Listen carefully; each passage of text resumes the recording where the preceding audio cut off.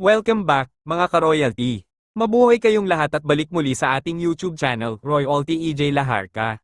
Sobrang saya namin na makita kayong muli dito, alam nyo namang hindi kami titigil na maghatid ng mga cool at kakaibang video para sa inyo. Baka naman naghihintay na kayo kung ano na naman ang handa naming panoorin ninyo ngayon, no? O baka naman napanood nyo na ang aming nakaraang video tungkol sa mga agresibong hayop at nagkomento na kayo ng inyong paborito. Kung hindi pa huli yun, pwede nyo pa ring ibahagi sa komento section ngayon. Pero bago natin simulan ang bagong video, tandaan lang mag-like, mag-subscribe na kung hindi pa kayo nakaka-subscribe, at pindutin nyo yung notification bell para laging updated sa mga bagong labas namin. Okay na ba? Sige na, simulan na natin ang saya, let's go, mga ka-royalty. Ang agresibong hayop sa buong mundo. 1. Honey Badger, hindi natatakot labanan ang mga malalaking mandaragit tulad ng leon at hina. Gamit ang matatalim na kuko at ngipin, ipagtatanggol nito ang sarili at ang kanyang pugad.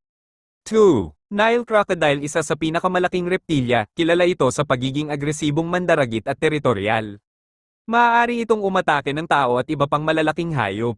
3. African Buffalo, kilala rin bilang Black Death, hindi mahuhulaan at agresibo ito. Kapag nabigla o inatake, aatakehin ito kahit ang mga leon.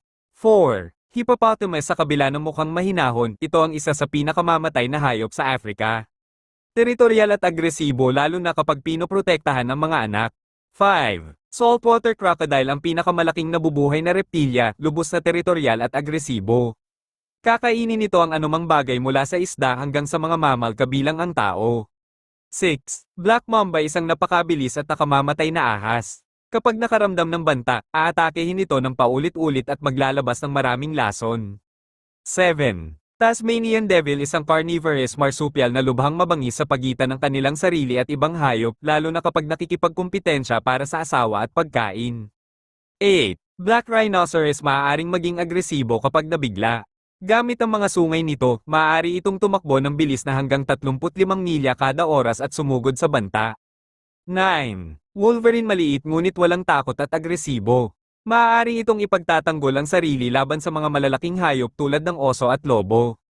10. Cassowary, itinuturing na pinakamakatangis na ibon sa mundo.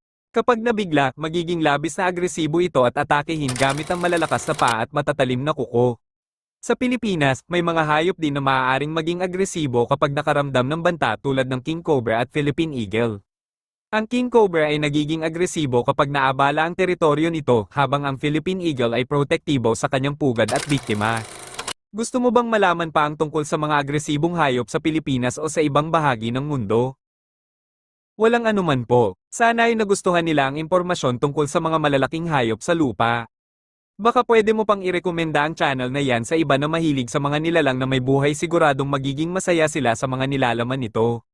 Ingat lagi at sana marami pang manood at mag-subscribe kay Royalty EJ Laharca.